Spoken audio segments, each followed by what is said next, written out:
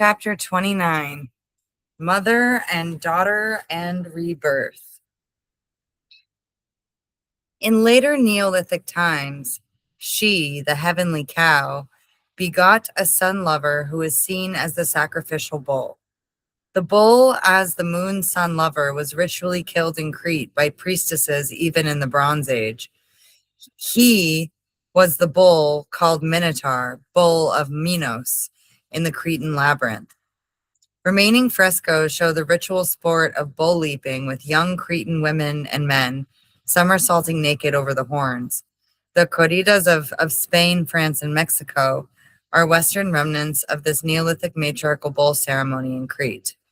In Dahomey, West Africa, Black Amazon priestesses practice bull sacrifice with ritual dances and sacred swords. Dahomey had Amazon warrior troops well into the 19th century, and a version of their ritual is still performed by Dahomean women. They dance in serpentine coils around a sacred tree where the bull is tethered. As the priestess kills the bull with her sword, the women's chorus chants, "Thou the great, who presents thy saber to cut a throat, my hand is." What our ancestors have done, we the strong, we are alive. We knock the door of your house. We are the only ones left. These women are the priestesses of the Voodoo, and much of this ritual survives into the voodoo cults of Haiti. But the long before Bull's son was born, she gave birth to the first daughter. The corn mother of North American natives sacrifices herself, her limbs severed, and her blood given to the earth to bring about the cultivation and many uses of corn by humanity, her children. Aitique was one of the Native American corn mother who called the maize the very milk of my breasts. Among Central American Mayans, the mother and her daughter were two aspects of the one goddess, and women were annually sacrificed to her to ensure the corn harvest. It is possible that before the ritual sacrifice of the vegetation deity, the sun lover of the goddess, the mother sacrificed her daughter, who was also herself, for the sake of the renewal of vegetation. There were sacrificial queens who died for the tribe's benefit before there were sacrificial kings. Demeter Ceres, the great grain mother of the Greek and Roman legend, was reaped as the grain of her own moon-shaped sickle. Reaping meant death, later castration. The goddess was the white raiser, the red reaper, and the dark winnower of the central grain. In Eleusinian mysteries celebrated in Attica and Sicily were holy grain mysteries of Demeter and her daughter Persephone. The rites were originally enacted by women only in underground chambers and were kept profoundly secret. Demeter's festivals in Greece coincided with all real seasonal rituals of grain cultivation, with the plowing, the sowing, the threshing and reaping, and the storage of the harvest. One of the most important festivals was the Thesmophoria in late October, which included ceremonies to ensure the fruitfulness of the seed and the fertility of women. Only women took part in the Thesmophoria. They sat on the ground in sacred circles and fasted. The rites concerned the hidden powers of earth, life, death, and rebirth. Persephone, Demeter's daughter, or other aspect, is the grain harvest who dies once a year and goes to the underworld. There, as the awesome, dreaded, and terrible death goddess, she rules over the dead for 6 months of every year. At the end of this time, in the spring, she is resurrected by her mother and becomes Kore, the maiden, once again. Kore was the deity of youth and gaiety, the leader of the maiden, the benevolent mother, and the death goddess. We can see the triple goddess of the moon. In later myth, it was said that Persephone was carried off and raped by the male god of the underworld, kept as his queen for 6 months in the land of the dead against her own wish and will. In this patriarchal version of the legend, the goddess and her vegetation processes are seen as passive functions, subject to male will and manipulation. In the original legends, the whole process is active. The goddess is intentional. She sacrifices herself. It is Demeter's annual grief at the loss of her daughter that causes the death of the crops. Demeter goes searching for Persephone, mourning while all the lands and animals go barren. Nothing can grow, and terrible despair falls upon the earth. When she at last finds Persephone and restores her to life, there is a renewal, a spring, a reawakening of sexual desire in humans and animals. All nature is reborn in celebration. Demeter gave the gifts and techniques of agriculture to humans and the sacred Eleusinian mysteries in thanks for the mortal help she received in her search for her daughter. In return, farmers always offered their harvest first fruits to Demeter. The same ceremony was enacted in Neolithic people of Britain in Silbury Hill in worship of Danu. But Persephone, as her death aspect, must return to rule as queen of the underworld during the dark time every winter, when vegetation dies. As Kore the maiden, she returns each spring the fruits of the fields. And so there is an internal cycle of birth, loss, mourning, searching, and rebirth. Feminists have read the Demeter Persephone myth as a paradigm of contemporary woman, struggling to escape the death clutch of patriarchy in search for her original fruitful self. As the grieving, determined mother, she descends to the underworld, into social rebellion, role reversals, personal madness, the dark journeys of introspection and disintegration that precede creative, visionary power, to rediscover her own soul, retrieve the joyous daughter of self-determining life. Once empowered by this reintegration of mythic and real female energies, the women could then rendezvous with male energy as lovers, procreators, friends, without undergoing the suicidal capitulations so long required of us by patriarchal sexual tradition. In the view of writers like Jill Johnston, it is the modern lesbian, especially, who experiences within herself the conflict and union of ravaged Persephone and brave, sorrowing Demeter, social outcast and social conscience. Ceres, the Roman Demeter, was the goddess of grain and of the earth's creative powers. She was worshipped by the common people who always worshiped the more ancient and original earth powers, while aristocrats and ruling classes turned to newfangled gods designed to justify their illegitimate power. As the provider of bread and guardian of sacred laws, Ceres was the protectress of the common people in their early struggles for liberation under the Roman Empire. All laws in her temple, inscribed in bronze. Cities were founded amid her rites, the walls rising symbolically from the womb of the earth. During festivals of Ceres in patriarchal Rome, neither father nor son could be named out loud, lest the mystery of the mother be desecrated by the memory of masculinity, marriage, or father right, all aligned with the hated innovations of the new military regime. In the Eleusinian, Orphic, and other mysteries of the mother, the small dung mushroom was eaten by worshippers. It is still used by Portuguese witches. It has an effect similar to mescaline, giving the participant an experience of universal illumination.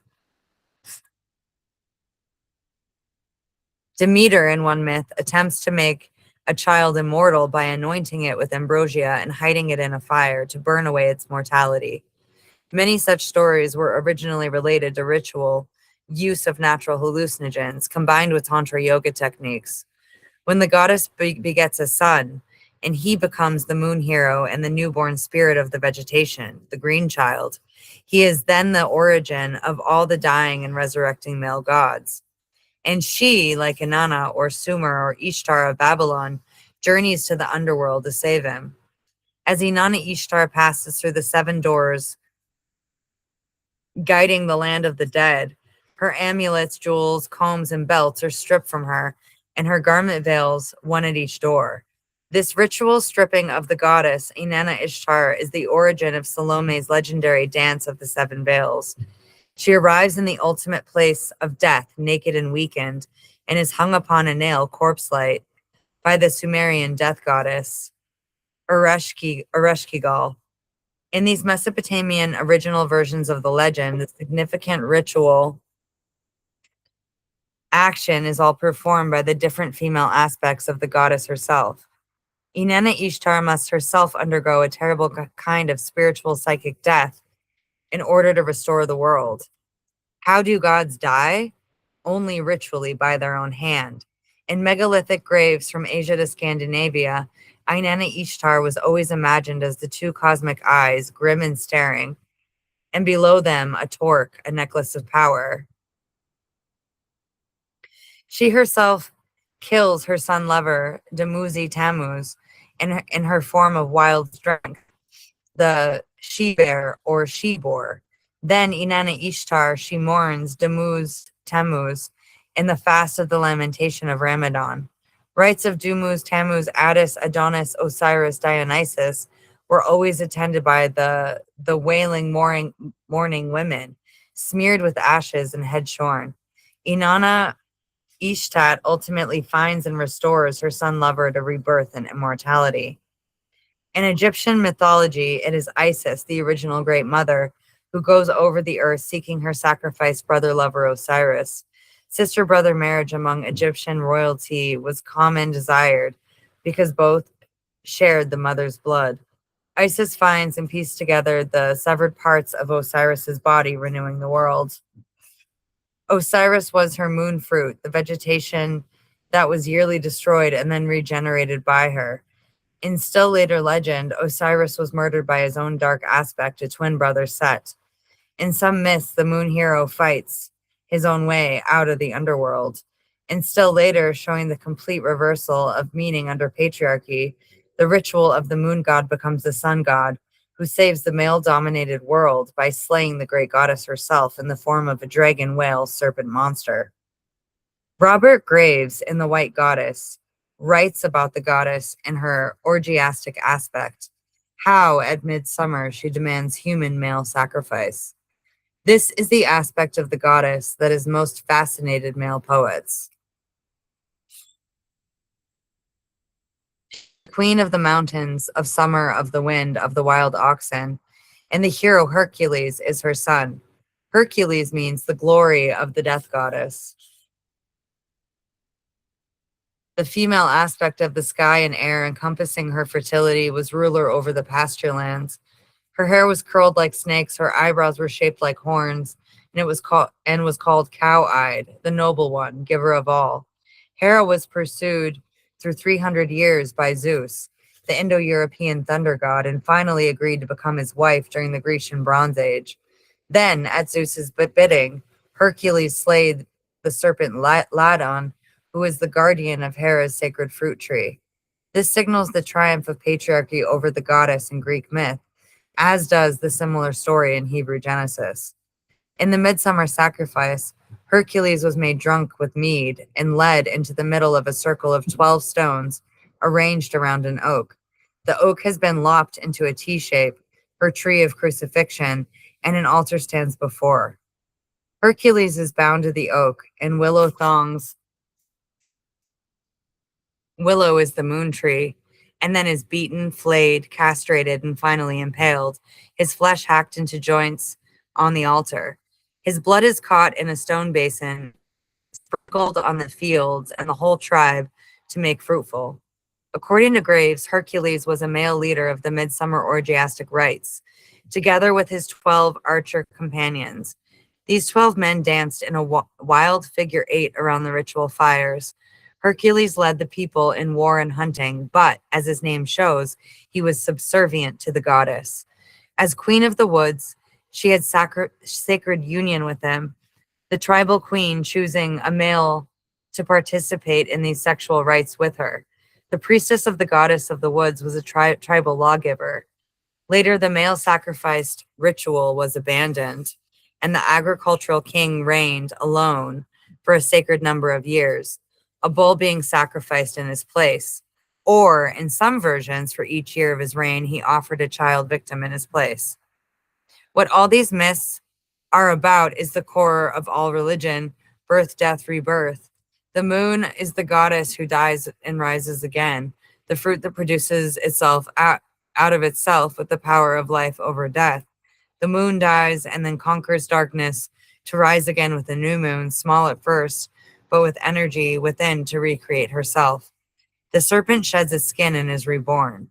The grain harvest, the daughter, the sun as vegetation deity, dies and is reborn in the spring. These are all the original ancient and matriarchal ideas of the cyclic birth, death, and resurrection, ideas many millennia older than the doctrines of Christianity, which simply co opted them because of their universal resonance and power and attributed them to a male god. But the first and ultimate world saver is the female. The original resurrecting God is the moon. As the moon mother says from the beginning of human time, tell them as I dying live, so they dying will live again.